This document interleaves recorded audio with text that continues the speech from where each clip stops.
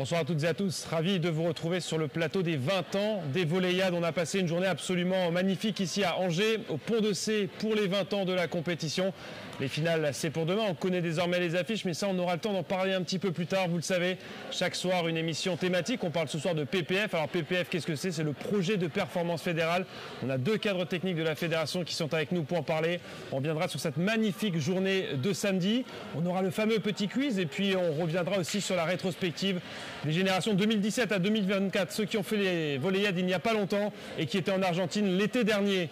Les forces en présence, Philippe Delaune, vous êtes le cadre technique en charge du pôle espoir de Sablé-sur-Sarthe. Et vous, Slimane Belmadi, vous êtes chez les garçons. Philippe, vous êtes chez les filles, du côté de Strasbourg. Messieurs, on parle du PPF, le projet de performance fédérale. C'est un bien grand mot. Ça vient des grandes sphères de la fédération, du ministère. Si en quelques mots, on peut simplifier ce qu'est le projet de performance fédérale. Alors le PPF, il s'agit tout simplement de la structure ou de système qu'a mis en place la fédération, surtout via la direction technique nationale, pour la formation des joueurs. Voilà, tout simplement. Donc c'est la structuration, centre la mise en place justement des Volleyades, des centres régionaux, des pôles espoirs, du pôle France. Voilà, c'est tout le système qui va faire qu'on va accompagner les jeunes dans la formation pour aller vers les équipes de France seniors. On a parlé hier soir de la détection qui est un point clé, un point névralgique, et les Volleyades en sont un exemple assez frappant puisqu'on cherche à faire une revue d'effectifs d'une génération. En fait, le PPF, ça se positionne après tout ça. Une fois qu'on a détecté, il faut former pour aller vers le haut niveau. Alors la détection fait partie du PPF. Donc effectivement le PPF ne commence pas après la détection mais commence même avant la détection et la mise en place de ce qu'on appelle un réseau de détection. Voilà, donc ça fait vraiment partie du PPF aussi.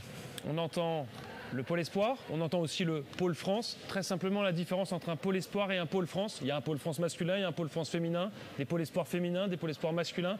La différence très simplement, Slimane.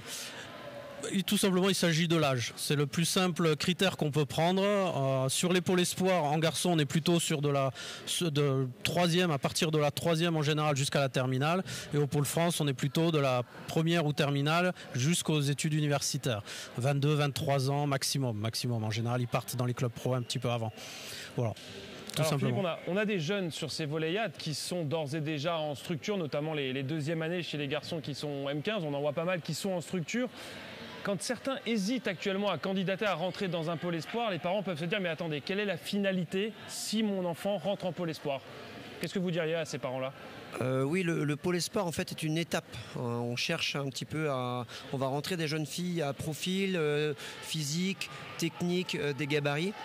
Et nous, on va essayer d'aller chercher leur meilleur pour les emmener après vers le pôle France. Que ce soit des grandes débutantes. On peut avoir des grandes débutantes qui rentrent au pôle et des petites techniques. Voilà, et notre terrain de jeu, il est effectivement Volleyade.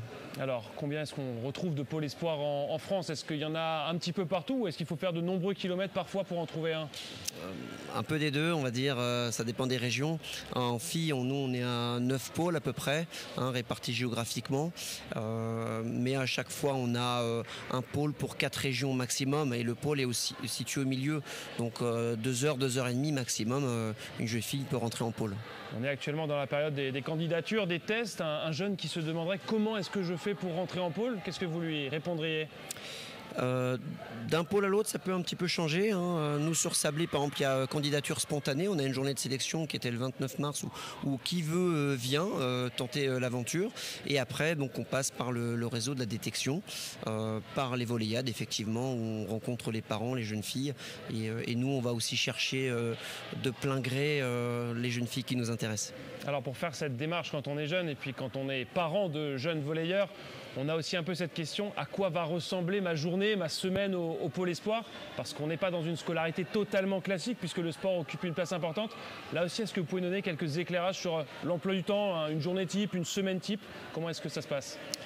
Une journée type, donc c'est il y a un petit peu aussi deux profils. Il y a des crêpes, il y a des crêpes qui accueillent des pôles qui sont dans des lycées, mais en général c'est cours le matin et puis entraînement l'après-midi, soit tout l'après-midi, soit en fin d'après-midi, tous les jours. Et les jeunes filles rentrent par contre le week-end chez elles pour jouer dans leur club. Ça c'est important de garder un lien familial, un lien amical avec leurs amis. C'est des jeunes filles. Et un lien avec le club d'origine. Ah oui. Elles ne perdent pas toutes leurs racines. Non. Elle reste si possible dans les clubs d'origine. Des fois, elle change un petit peu par rapport au projet que nous, on essaie de construire avec elle et avec les clubs. Alors je vais vous poser la question à tous les deux, puisque vous, Philippe, vous êtes chez les filles, Slimane chez les garçons. Il y a aussi l'aspect psychologique et émotionnel. Est-ce que l'éloignement potentiel avec la famille peut aussi jouer un rôle ou poser certaines difficultés avec certains profils? Oui, bien sûr. Oui, bien sûr. On a, alors chez les filles, nous on rentre un petit peu plus tôt que chez les garçons. On rentre à partir de la 4e, 3e et 2e. Et nous, le pôle France accueille à partir de la 1re. Slimane en parlait tout à l'heure par rapport aux années d'âge. Mais effectivement, nous on recrute en fait des filles en 5e pour qu'il y ait une rentrée en pôle en 4e, ce qui est très tôt. Donc il faut que ce soit un projet de famille. Aujourd'hui, il faut que la jeune fille veuille et que les parents et souvent les mamans soient prêtes à lâcher leurs enfants à un moment où ils ne sont pas prêts. Slimane, est-ce que vous pensez que c'est plus simple de lâcher une jeune fille, un jeune garçon? Est-ce que vous rencontrez les mêmes problématiques sur le pôle espoir masculin? Alors la première chose, je pense qu'une maman reste une maman, qu'on ait une fille ou un garçon. C'est vrai. Donc la problématique reste exactement la même. Et après, je pense qu'effectivement, le projet familial, c'est vraiment quelque chose qui doit primer là-dessus. Et on se retrouve quand même avec une population qui est complètement différente d'un établissement scolaire. C'est-à-dire que c'est une population qui est volontaire. Eux, ils veulent venir. Donc l'éloignement familial est des fois un peu plus dur pour les parents que pour les jeunes. Des années après, tous les anciens joueurs que j'ai eus, des années après, ils disent que leur meilleur souvenir, c'est les années de pôle. Ils sont en internat, entre copains, à faire leur passion, et on les met dans des bonnes conditions pour une réussite scolaire. Donc forcément, c'est génial pour eux. Je rebondis sur une des questions qu'on a évoquées précédemment. En pôle espoir, on a dit que les jeunes retournaient en club. C'est peut-être aussi une grande différence avec les pôles France, où pour le coup, ils jouent avec le pôle France, alors que la seule compétition en pôle espoir, c'est les interpôles. Alors pas tout à fait, il y a des pôles qui sont dans des championnats, mais le principe, vous avez tout à fait raison, c'est ça. En fait, c'est que le vendredi, l'entraînement en club est obligatoire. Nous, on le rend dans nos différents règlements internes, on le rend obligatoire en club. Donc le vendredi après-midi, ils rentrent. Moi-même dans mon pôle, les lycéens sont lâchés même en début d'après-midi. Donc ça veut dire ceux qui habitent loin, il n'y a aucun problème pour être ou à 18h ou à 20h dans le club et s'entraîner. Et ils sont complètement mis à disposition. Pour autant, il y a quand même des pôles espoirs qui sont dans des championnats régionaux, donc à accession nationale 3, et ils participent à un championnat, mais ils jouent en semaine. Ils jouent entre le lundi et le jeudi. Voilà. Ils sont considérés comme un club dans le championnat, donc ils font des matchs aller-retour avec des déplacements, mais ils jouent en semaine pour ne pas pénaliser le club, puisque effectivement le premier objectif, évidemment, c'est de former les joueurs aussi pour les clubs. Ce qui au final fait une mise en situation de compétition supplémentaire en milieu de semaine. Exactement. Et après, par contre, le pôle France, eux, ils restent dans le pôle France parce que tout simplement, ils ont besoin d'un niveau de formation.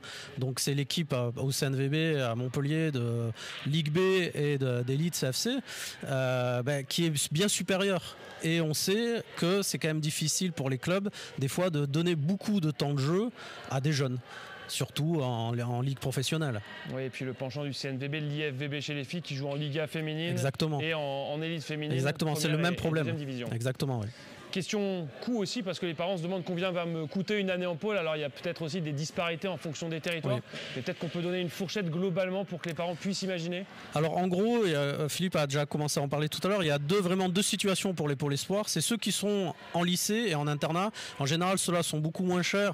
Et en gros, on va dire entre 2000 et 3500 € à peu près. La saison L'année.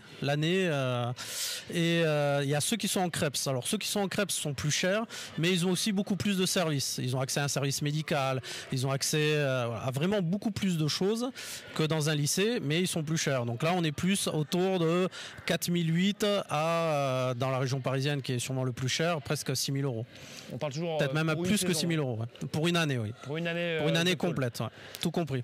On va vous libérer, Philippe Delaune, dans un instant, mais je vais quand même vous poser une dernière question. Vous êtes sur le banc de ces Volleyades. Comment se passe cette édition 2024 pour vous là? Non pas la 20e, puisqu'il y a eu le Covid qui est passé par là, on en parlera un petit peu plus tard, mais celle des 20 ans, puisque les premières Volleyades ont eu lieu en tant que telles en 2004. Comment se passe votre édition 2024?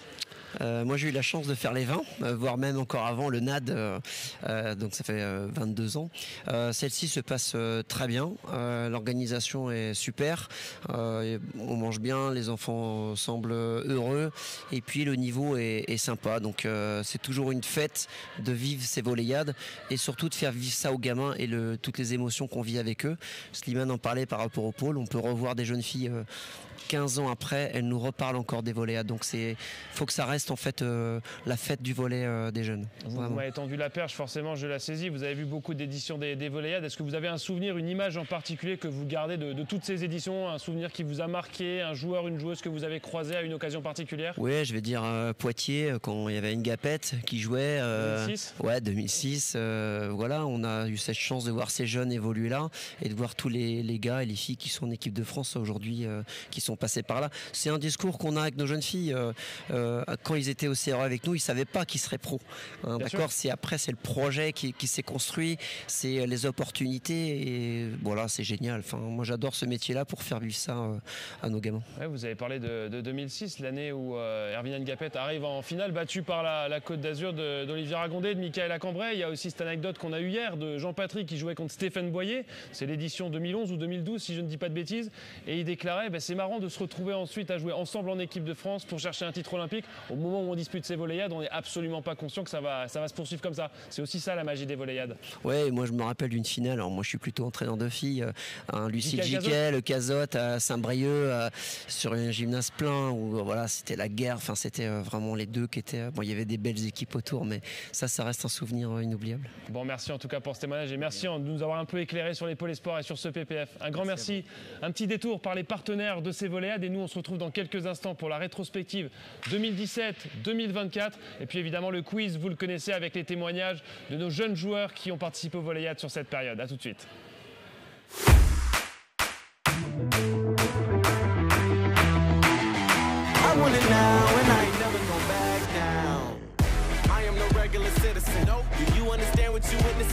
You cannot tell what the difference is. I want it all and I'm winning it. I do not care about opinions. Time to make a few decisions. So I can take a resistance. Always straight to the top. I can't see myself all. À tous ceux qui font le sport, le Crédit Mutuel donne l'élan.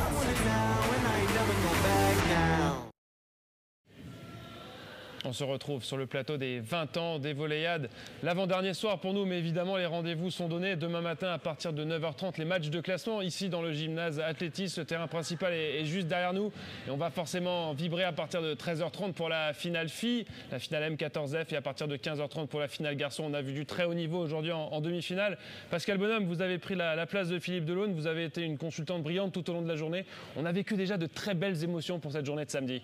Alors déjà j'ai eu un bon partenaire et j'avoue que alterner filles et garçons ça fait du bien aussi, moi qui suis issue essentiellement du secteur féminin, de voir des beaux matchs de garçons, ça fait du bien parce que j'ai vécu quand même beaucoup dans le secteur féminin. J'ai pas demandé à Slimane, mais on va le faire maintenant. Lui aussi est sur un banc à l'occasion de ces volleyades 2024. Comment se passe cette édition pour vous? Vous êtes sur les bancs du Grand Est.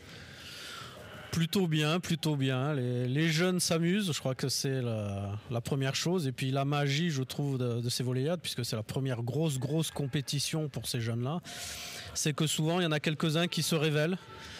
Dans la compétition, tout d'un coup, ils passent un palier et c'est souvent dans les compétitions que les joueurs passent des paliers et pas à l'entraînement. Donc il y a quelques belles surprises et c'est une vraie magie des fois. Alors nous, on va se concentrer ce soir sur la période qui va de 2017 à 2024, la dernière période qu'on n'a pas évoquée. On vous propose ensuite de voir quelques photos de certaines joueuses de la génération 2003 qui étaient à Tourcoing en 2018. On va retrouver sur ces photos Oprah Kotozafi qui était hier soir sur le terrain de la finale avec les Neptunes de Nantes. Alima Touba qui sera une future Neptune la saison prochaine. Pas mal de petits clichés souvenirs. Alors ça a été un peu plus facile de travailler sur ces périodes parce que les réseaux sociaux sont passés par là et qu'on a un petit peu plus de matière à retrouver. Et puis contrairement aux périodes précédentes, on ne retrouve pas la Côte d'Azur au palmarès. Vous allez me dire que s'est-il passé? Pas possible. Et bien je vous propose de découvrir pourquoi est-ce que la Côte d'Azur ne figure pas au palmarès au travers de cette vidéo d'Elissa Lajmi qui a remporté les volleyades en 2017. Hello tout le monde, c'est Elissa, je vous en élite des Neptunes de Nantes. Un petit message pour vous souhaiter bonne chance et bon courage pour les volleyades. Dans mes souvenirs, c'était vraiment une compétition qu'on attendait tous impatiemment. Et c'est plutôt cool de pouvoir jouer avec les personnes qu'on a l'habitude d'affronter le week-end. Mon meilleur souvenir restera la finale qu'on a remportée contre l'équipe d'Alsace. Et le paradoxe où l'année d'après, on s'est tous retrouvés dans la même équipe, étant donné que ça a changé de formule et que c'est devenu l'équipe Grand Est. Donc je vous souhaite à tous bon courage et défoncez tout. Ouais, Lisa Lajmi qui a remporté les Voléiades en 2017 avec la Lorraine. Alors Lorraine contre l'Alsace, c'était une finale assez particulière puisqu'on était en 2018 ensuite avec la région Grand Est. La capitaine de l'équipe réserve des Neptunes de Nantes qui nous a livré ce petit message. Alors pour l'anecdote, les dernières petites régions qui ont gagné ces Voléiades, c'était le Languedoc-Roussillon chez les garçons et donc la Lorraine chez les filles. Moi j'ai envie de vous poser cette question de ce qu'a changé ce nouveau découpage administratif des grandes régions, parce que pour le coup le Grand Est, alors Slimane, vous avez été directement impacté. L'Alsace, la Lorraine, la Champagne-Ardenne ont fusionné en une seule grande région, donc on passe schématiquement de 3 CRE à un seul. D'autres régions n'ont pas été touchées, on pense à la Bretagne, on pense à l'Île-de-France. Comment est-ce que ça s'est passé finalement de passer de 3 petites régions à une grande région ? Alors, assez bizarrement, nous, on n'a pas eu un regroupement de 3 CRE, mais que de 2, donc Alsace-Lorraine. Parce que la Champagne-Ardenne l'histoire fait que, donc, et la Champagne-Ardenne étant une petite région volée et surtout axée sur le nord, eux, ils se sont associés à la région au-dessus. Parce qu'en termes de distance, c'est beaucoup plus proche, tout simplement. On va dire, on est plus écolo. Mais du coup, ça veut quand même dire que de 2 CRE, ouais. donc 2 structures qui avaient l'habitude de fonctionner, on est passé à une seule. Oui. Alors la première année, c'est assez marrant parce que la première année, ça a été un petit peu dur et on avait gardé cette séparation. Donc l'équipe 1, c'était la Lorraine, l'équipe 2, c'était l'Alsace. C'est comme ça que ça a été fait, et puis après tout le monde s'est un petit peu habitué et tout le monde y a vu un grand intérêt à travailler ensemble.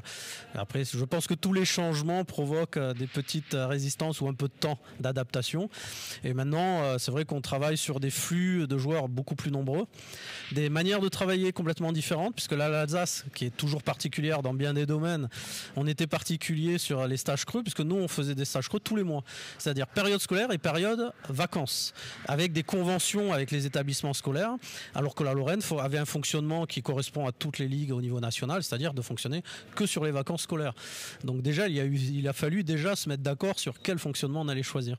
Et effectivement, on travaille sur des volumes qui sont beaucoup plus grands parce que le nombre de potentiels reste toujours important à travailler.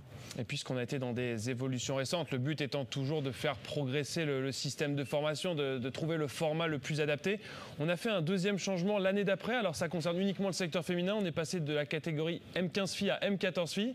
Alors pourquoi ? Pascal, est-ce qu'on a décidé de rajeunir chez les filles et pas chez les garçons ? Et est-ce qu'après quelques années d'expérience, c'est une bonne idée d'avoir fait ça ? Alors c'est arrivé quand même à la période où moi je suis partie de la fédération, mais pour moi c'est pour essayer de rattraper le niveau international, parce qu'on se retrouvait avec des filles qui vivaient les Voléiades et qui se retrouvaient 2 mois voire 3 mois après sur des compétitions internationales où on n'avait absolument pas le niveau. Ça correspond au moment où l'équipe de France U16 a commencé à exister chez les filles ? Oui, je pense que c'est en 2016-2017, voilà, quand on a commencé à créer cette équipe de France, même si elle existait avant, parce qu'on l'avait créé, l'équipe de France minime, on avait fait pour essayer justement de combler ce retard qu'on avait par rapport au niveau international. Et puis on imagine aussi qu'on prenait en compte le fait que peut-être dans le secteur féminin, on a une maturité qui est un petit peu plus précoce, une croissance qui se finit un peu plus tôt. C'est peut-être aussi un paramètre qui a fait que ce changement est arrivé ? Voilà, c'était un moyen aussi de faire entrer les joueuses un peu plus tôt en pôle, parce que c'était une période où il faut travailler physiquement avec les joueuses, alors que chez les garçons on peut fonctionner un tout petit peu plus tard, même si peut-être que Slimane dira l'inverse. Mais c'est vrai que le pic de croissance est beaucoup plus tôt chez les filles, 1 an voire 2 ans avant les garçons. Alors je vais vous poser la question, Slimane, vous avez suivi de loin peut-être ce changement. La question va peut-être un petit peu plus loin. Est-ce que ce qui s'est passé chez les filles il y a quelques années est quelque chose qui pourrait arriver chez les garçons prochainement ou pas, puisqu'on vous le rappelle, les finales qui auront lieu demain, c'est bien une finale M14F chez les filles et M14 garçons chez les masculins. C'est bien ça qu'on aura demain ici en finale. Alors, est-ce que ça pourrait arriver ? Oui, ça pourrait arriver, alors, bien sûr. Est-ce que ce serait une bonne chose que ça arrive selon vous, votre œil de technicien ? C'est difficile à dire. Tant qu'on n'a pas vraiment le recul, c'est quand même assez difficile à dire. Aujourd'hui, quand même, il y a une première adaptation qui a été faite dans le secteur féminin qui, pour moi, est vraiment liée à la raison sur les changements de catégorie d'âge pour s'ajuster aux catégories d'âge au niveau international. Donc, aujourd'hui, nous, on n'a pas forcément cette nécessité-là. Mais par contre, actuellement, l'AFI est en train de transformer les règles. L'AFI, la Fédération internationale, pardon. Pour les gens qui sont tout à fait. Non initiés. Est en train de changer les règles au niveau international. Et nous aussi, on est en train de devoir peut-être réfléchir à commencer à changer et à faire travailler plus tôt. Donc là, par exemple, on va avoir un regroupement en mai de U16 et donc on va retrouver un grand nombre de joueurs qui sont aujourd'hui sur le plateau que vous avez vu jouer aujourd'hui sur votre plateau. Ouais, c'est vrai que la sélection Occitanie sera bien représentée. Voilà, et avant, on commençait peut-être un an plus tard. Donc effectivement, on risque d'y avoir à long terme des changements dans ce sens-là. Ouais. Et puis une fois qu'on avait fait ces deux adaptations, les grandes régions qui ont un petit peu bouleversé la vie des CRE et qu'on a fait cette réforme chez les filles, on a commencé plus tôt. Le Covid est arrivé. 2 ans d'arrêt, alors c'est une période dont on se souvient tous, on l'a tous vécu d'une manière un petit peu différente. J'aimerais savoir comment vous, techniciens, vous l'avez vécu et surtout comment vous l'avez géré avec ces jeunes-là. Certains ont été privés de volleyade et certains ont ensuite découvert les volleyades mais sans être passés par la case mini-volleyade. Ça a dû être une période assez particulière aussi. Et certains ont été privés de club et d'entraînement tout court pendant une grande période. Alors tous les joueurs qui étaient en structure, nous dans les pôles espoirs, on a eu la chance et qu'on a pu continuer à s'entraîner. Alors il fallait respecter la notion de bulle sanitaire, donc il n'y avait pas de match, mais il y avait des entraînements. Donc les nôtres, ils ont continué à avancer. Mais le constat est qu'après Covid, de tous les joueurs qui se présentent maintenant pour entrer, soit pour postuler sur une place en CRE, en centre régional, ou pour entrer dans les pôles espoirs, il y en a beaucoup qui ont très peu de volets. Très peu de volets, que ce soit à cause du titre olympique, à cause de IQ, le dessin animé, mais aussi, on en a parlé. Voilà, mais aussi à cause du Covid, où il y a eu ce temps d'arrêt et cette reprise qui fait qu'on a des joueurs qui ont moins de volets derrière eux. Le palmarès, on y jette un œil quand même pour cette période qui va de 2017 à 2023, puisque le palmarès 2024, on le connaîtra demain, aux alentours de 17h, on pourra le graver dans le marbre. J'ai dit que la Côte d'Azur n'était pas présente, mais la région PACA, alors on a appris aujourd'hui que région PACA, région Provence-Alpes-Côte d'Azur, c'est presque l'ancien nom, il faut parler désormais de la région Sud et on le voit sur les survêtements des joueurs et du staff. La région PACA a quand même raflé beaucoup de choses. Au final, quand on regarde le bilan avant cette édition 2024, 11 victoires sur les 18 volleyades disputées pour le secteur masculin est revenu à la région PACA au sens large. PACA, Côte d'Azur, Provence. Le Var n'a pas gagné, je crois, mais à l'époque, on avait ces 3 secteurs-là. Et 8 sur 18 pour les filles. J'ai envie de vous demander, Pascal, comment ça se fait que dans le Sud-Est, ça marche si bien ? On peut l'expliquer aussi parce que les anciens internationaux ont fait des enfants et se sont installés aussi dans cette région. Je pense aussi qu'il y a eu un gros investissement de la part de cette zone géographique sur l'encadrement technique avec des salaires et des qualités de vie aussi correctes. Je pense que c'est culturel, c'est lié aussi aux gros clubs pro qui permettent aussi de développer cette région. Je pense qu'il y a aussi d'autres régions qui travaillent très bien, mais il y a beaucoup de Parisiens, de Franciliens par exemple, qui voulaient s'installer au soleil et qui sont descendus avec des meilleures qualités de travail peut-être. C'est un peu difficile à affirmer, c'est juste mon avis, mon ressenti là. 8 sur 18 chez les filles, 11 sur 18 chez les masculins, Slimane, et je vous rappelle que dans chacune des catégories, on aura une équipe PACA demain, donc c'est que l'histoire se poursuit. Vous avez peut-être une vision un peu différente parce que chez les garçons, cette domination est encore plus forte quand on regarde l'aspect statistique palmarès. Alors moi je mettrais en avant deux paramètres. Le premier, c'est effectivement le nombre de clubs pro, quel que soit leur niveau, et on peut même dire jusqu'à en National 1 élite, qu'il y a. Donc dans le sud, il y en a beaucoup plus que dans d'autres régions. Moi je vois dans ma région, il y en a 3. Et la région Grand Est, elle est très grande. On n'en a que 3. Si vous prenez la région PACA ou même la région Occitanie, c'est presque le double. Donc déjà, il y a un bassin de licenciés qui est beaucoup, beaucoup plus grand. Il y a un modèle qui est présent. Donc forcément, les jeunes qui ont l'occasion d'aller voir, peut-être que ça leur donne aussi envie de jouer. Et donc, ils ont aussi un passif de volley plus long. Moi, je me retrouve là dans mon équipe là au volleyade avec des joueurs qui ont 2 ans de volley maximum. Là, vous prenez l'équipe Occitanie, je suis sûr que la moyenne c'est plus 7-8 ans, peut-être même certains, ils sont nés dans le gymnase. Et peut-être que j'exagère pas. Toutes les personnes connectées que c'était bien des M15, voilà. Le niveau de jeu. Et ils jouent au ballon depuis qu'ils sont dans leur couffin. Donc en fait, c'est pas du tout le même recul. Il y a ça. Et le deuxième paramètre, c'est l'Île-de-France. L'Île-de-France, ça reste le plus gros bassin de pratique.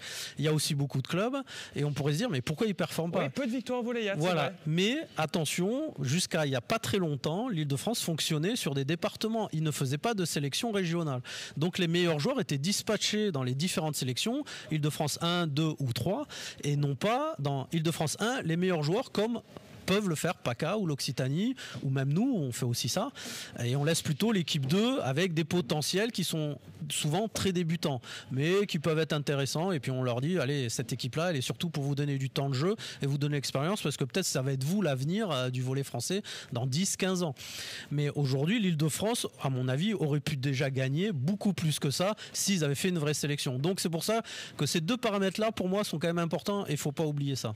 On s'est un peu extasié. Mais ils sont quand même bons. Hein. Oui, bien sûr. On s'est un peu extasié avec Pascal cet après-midi devant la performance de l'Occitanie. Non, la question est pour Slimane. Parce que nous, on avait notre œil un petit peu de commentateur, spectateur devant ce qui s'est passé. Vous, l'œil d'expert, de savoir qu'un joueur de cette catégorie qui touche 3,43 à l'attaque, 3,37 à l'attaque. Alors on a donné les chiffres, mais pour le grand public, il faut un petit peu expliquer ce que ça représente sur cette catégorie. Ah oui, c'est exceptionnel. Un joueur qui a 3,45 sur cet âge-là, c'est vraiment exceptionnel, c'est vraiment énorme. Aujourd'hui, je pense que on propose un joueur pour le Pôle France en garçon, quand il arrive en dessous de 3,35, on ne le propose pas. Donc il faut qu'au moins il soit à 3,35. Et là, comme je vous l'ai dit tout à l'heure, pour le Pôle France. Voilà. Et donc, comme je vous l'ai dit tout à l'heure, ça concerne des premières terminales, en majorité. Et là, on est sur des troisièmes qui font déjà ces hauteurs-là. C'est quand même phénoménal. Question suivante, je la pose sur tous les plateaux parce qu'on aime avoir l'avis des techniciens. Est-ce que vous, Slimane, à titre personnel, vous êtes pour ou contre les récompenses individuelles dans un sport collectif? Les distinctions individuelles à l'issue d'un tournoi? Question compliquée. C'est votre avis, il n'y a pas de bonne ou de mauvaise réponse. Moi, personnellement, je ne vois pas trop d'intérêt. Si je me mets à la place du joueur, oui, j'y vois un intérêt pour lui. Mais moi, en tant que technicien, non, je ne vois absolument aucun intérêt. Je trouve que la victoire est collective et je pense sincèrement que la force collective fait vraiment la différence au niveau international. Mais vraiment. Et qu'on gagne avec des joueurs exceptionnels. Donc on peut parler d'individualité quelque part qui à un moment donné vont nous permettre de faire la différence, mais si le collectif n'est pas derrière pour le pousser, ça marche pas. Voilà. Donc j'ai déjà eu des générations vraiment exceptionnelles individuellement, mais qui ont performé très moyennement ou bien, mais on aurait pu faire tellement mieux.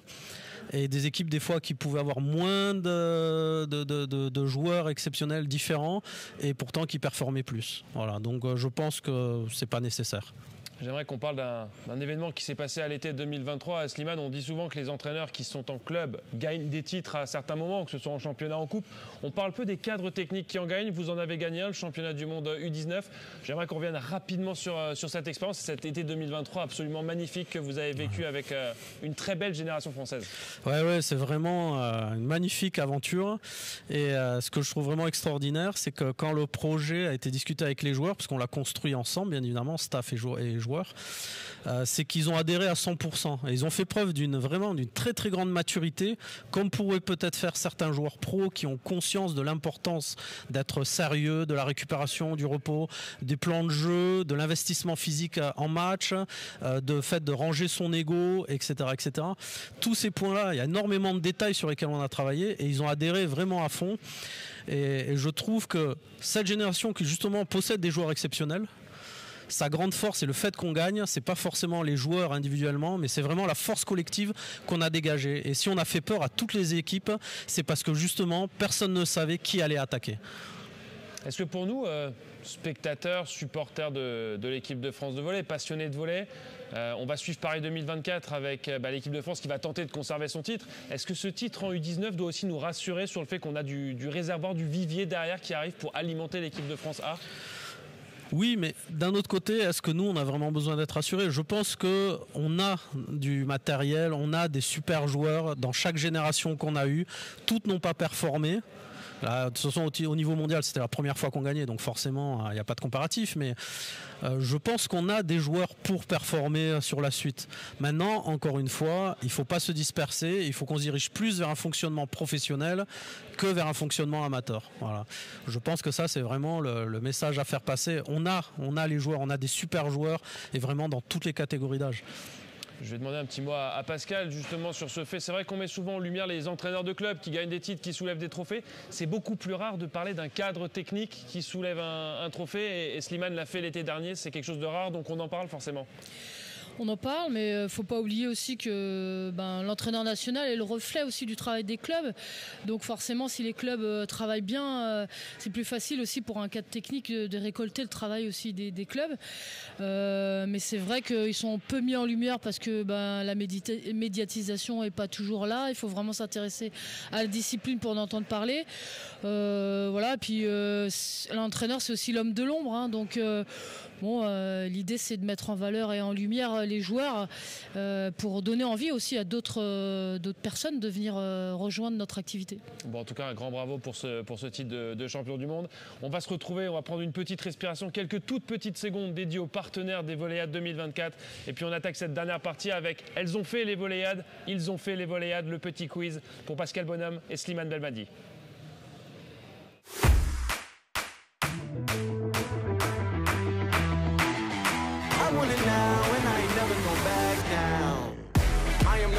Citizen. Do you understand what you're witnessing? You cannot tell what the difference is. I want it all and I'm winning it. I do not care about opinions. Time to make a few decisions. So I can take a resistance. Solve it straight to the top. I can't see myself all. À tous ceux qui font le sport, le Crédit Mutuel donne l'élan.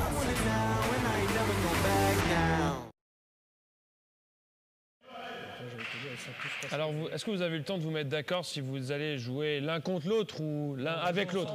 Vous allez jouer ensemble? On va jouer ensemble. Le même canapé. Et on a dit sport collectif. Hein. Allez, je vous propose de commencer par Elles ont fait. Tiens, on va commencer ce petit quiz par une photo. Alors, c'est pas la photo que vous voyez apparaître à l'écran, même si celle-ci, on peut la commenter. C'est une photo d'archives de la section Alpes-Maritimes où l'on voit le président de la Fédération française de volley, Éric Tanguy, qui était à cette époque-là président du comité départemental du 06 et qui entraînait aux Voléiades. Alors, c'est pas lui qu'on va chercher, vous l'avez évidemment reconnu. La première photo, c'est une joueuse lorsqu'elle a fait les Voléiades. Alors, vous allez voir, c'est une photo où on la voit pas très bien. Elle va apparaître d'ici quelques toutes petites secondes. C'est une joueuse qui a fêté ses 21 ans avant-hier. Voilà, c'est la joueuse qui est au filet, à la passe avec le numéro 9. Alors, une fois qu'on a dit ça, il n'y a pas beaucoup d'indices. Est-ce que Pascal, vous l'avez déjà? Émilie Respo. La génération 2003 qui remporte les Voléiades avec la Côte d'Azur en 2016 et avec la région PACA en 2018. C'est Émilie Respo qui était sur le terrain de la finale de LAF hier soir. Coucou tout le monde, je m'appelle Émilie Respo, j'ai 20 ans. Et je suis volleyeuse professionnelle maintenant depuis 2 ans. Et je suis aussi passée par les Voléiades il y a quelques années. J'étais dans l'équipe de PACA puisque je viens de Saint-Raphaël. Et j'ai participé à 3 Voléiades et j'en ai gagné 2. Un en 2016 à Mougins et un en 2018 à Tourcoing. Les Voléiades ont vraiment été l'une de mes meilleures compétitions jeunes. C'était vraiment incroyable. Je me rappelle comme si c'était hier. L'ambiance était folle. Je me rappelle en plus en 2018, on avait fait le doublé avec l'équipe masculine. Moi, je n'oublierai jamais ces années-là. Et vous, je vous demande juste de profiter parce que les Voléiades s'arrêteront un jour pour vous aussi, malheureusement. Je vous souhaite bonne chance à tous. Défoncez-vous sur les terrains et que la meilleure équipe gagne. Pascal, vous nous avez habitués à la petite anecdote hier après chaque vidéo. Alors c'était sur le secteur féminin, c'est pour ça que vous avez trouvé un peu plus rapidement. Anecdote ou pas anecdote sur Émilie Respo? Émilie, comme beaucoup de joueuses, hein, c'était aussi une très très très bonne attaquante, une gauchère formidable à l'attaque qui a fait les beaux jours de sa sélection à l'attaque. Et pour moi, c'est un modèle d'humilité. Et voilà, bravo pour sa carrière en tout cas. Et la maman est aux Voléiades. On l'a aperçu hier avec la sélection PACA 2, si je ne dis pas de bêtises. Ouais. Violaine Respo que l'on salue évidemment. Une très bonne Deuxième joueuse. Attention, c'est votre dernière chance puisque c'est la dernière féminine qu'on aura dans cette rubrique. Une joueuse de la génération 2004 qui a fait les Voléiades en 2018 avec la région des Hauts-de-France. Ça aussi une nouvelle région puisqu'à l'époque on jouait avec la Flandre. Elle a fait le pôle France féminin puisqu'on parlait des pôles. Elle en sort cette année et elle évoluera l'année prochaine sous le maillot de Chamalières. Alors je pense que je ne l'ai pas parce qu'elle n'est pas passée par la détection, en tout cas pas entre mes mains. Donc je ne sais pas. On va pas vous piéger. Ouais. C'est Nawel Chouik-Barbès qui sort du pôle France féminin et qui a aussi un petit message. Salut, moi c'est Nawel Chouik-Barbès, membre des équipes de France de volley et aussi joueuse au pôle France féminin de volley. Je voulais vous souhaiter de très bonnes Voléiades, profitez à fond, éclatez-vous, c'est le plus important. Moi c'est une des compétitions qui m'a le plus marqué quand j'étais plus jeune. J'ai participé il y a maintenant 6 ans, en 2018, donc avec les Hauts-de-France. Et je garde encore de très bons souvenirs de ces moments-là.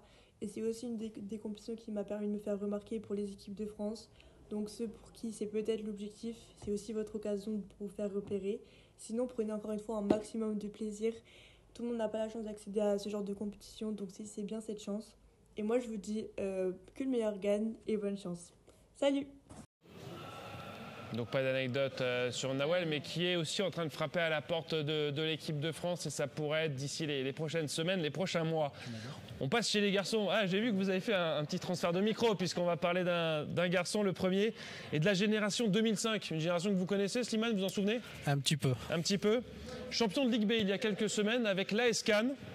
Sa petite sœur est au Volleyade cette année. Et puis c'est un ancien, puisqu'on parlait des Pôles Espoirs, du Pôle Espoir de Cannes, entraîné par Simon Caron.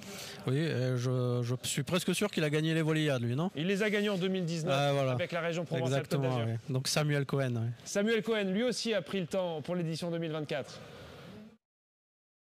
Salut à tous, c'est Samuel Cohen, joueur de l'AS Cannes Volleyball. Alors moi j'ai participé au Volleyades en 2019 où je les ai gagnés à Vitrolles. C'était un souvenir incroyable parce que c'était la première fois où on jouait dans une salle quasi pleine parce que on était à domicile, on était en finale, tous les supporters, tous les parents des joueurs et tout étaient là.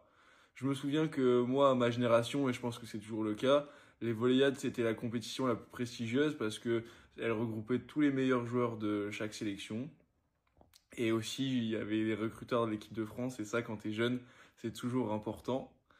Et je voudrais souhaiter une bonne chance à la PACA, surtout au PACA filles, parce qu'il y a ma sœur qui joue. Allez PACA! Voilà, Samuel Cohen, qui fait partie de cette génération 2005 qui n'a eu le droit de faire les Volleyades qu'une fois, puisqu'ensuite ils ont été privés à cause du Covid. On parle d'un de ses coéquipiers qui a aussi gagné en 2019 avec la PACA, comme il dit, la région sud, comme on essaye de dire désormais. Génération 2004 qui joue actuellement à Montpellier. Est-ce que vous l'avez? C'est un réceptionneur attaquant de cette génération 2004, vainqueur en 2019 avec la PACA. Je demande le 50-50. On va vous proposer Nathan Spano. Et tendez bien l'oreille parce que lui, on lui a expliqué en long, en large et en travers qu'on était à Angers, mais il aime tellement le Sud. Il nous parle d'Agen dans son témoignage.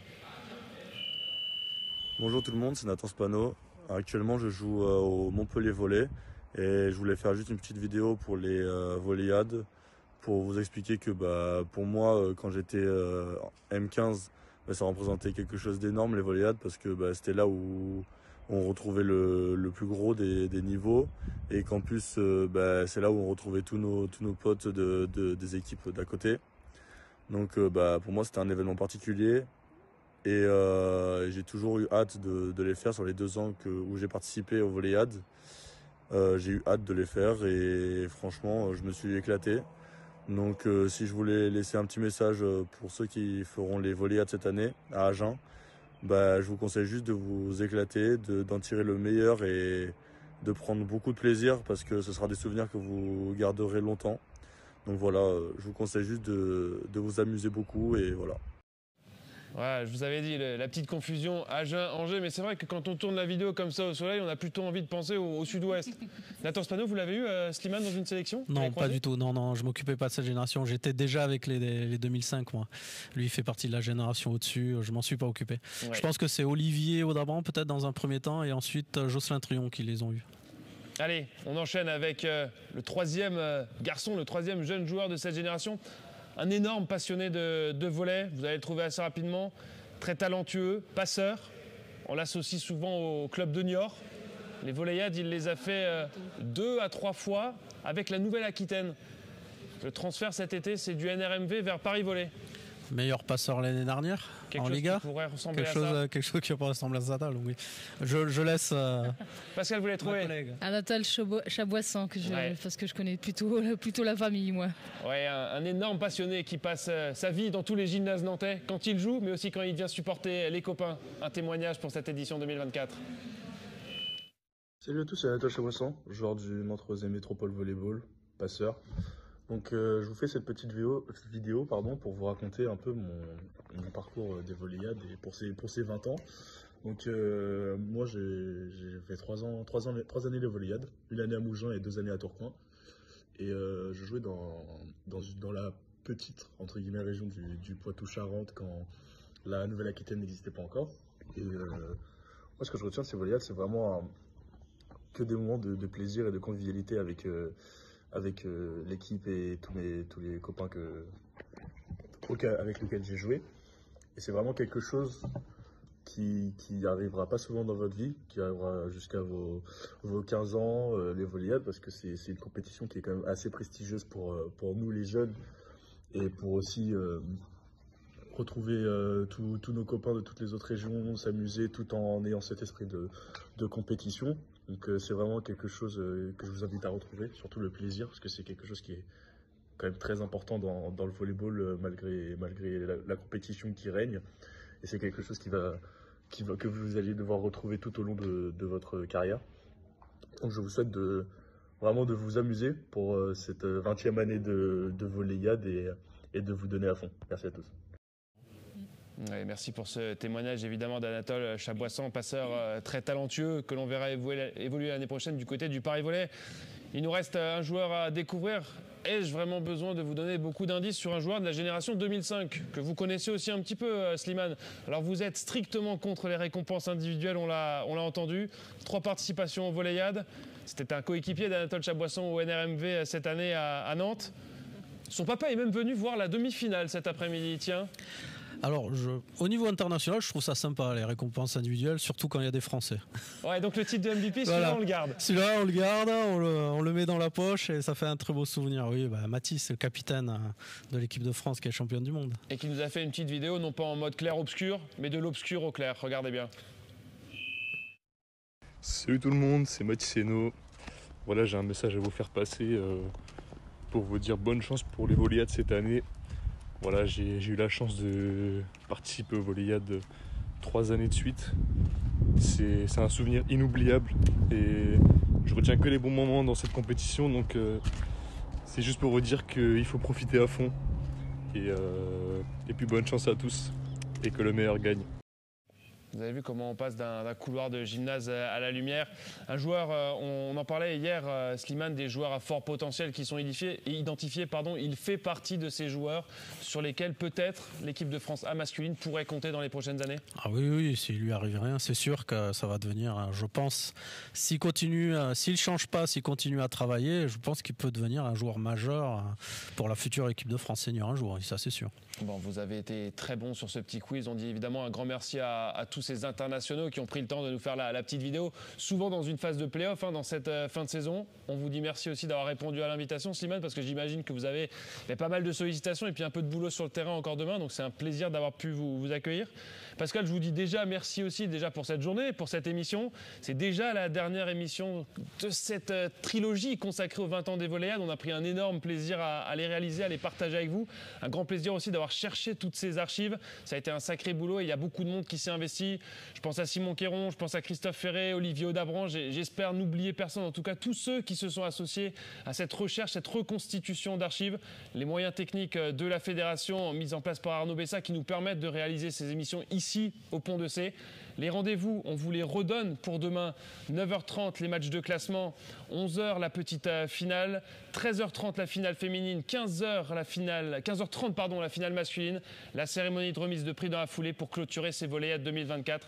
Chez les filles, on aura la PACA face à l'Île-de-France. Et puis chez les garçons, un match entre l'Occitanie et la PACA. On retrouvera, vous l'avez suivi, comme souvent, la PACA en finale de ces Volleyades. Pascal, un petit souvenir, un petit clin d'œil pour vous et pour vous remercier d'être parmi nous. Une photo d'archives, une photo liée aux Volleyades où vous montriez déjà à l'époque votre grand talent, micro en main.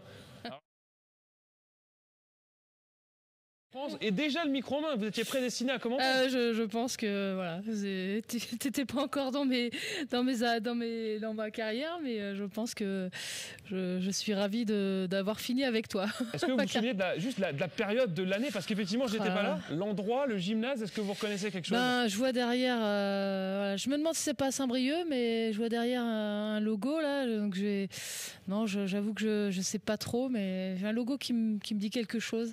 Bon, il y a quelques toutes petites années, en tout cas le micro vous l'aurez encore demain. On vous remercie d'être avec nous, consultante sur ces Volleyades. On vous souhaite une excellente soirée. Merci à toutes les équipes, merci à tous ceux qui nous ont aidés à monter ces émissions. On vous dit à demain et évidemment rendez-vous dans 10 ans pour les 30 ans des Volleyades. À très vite. Merci à toi.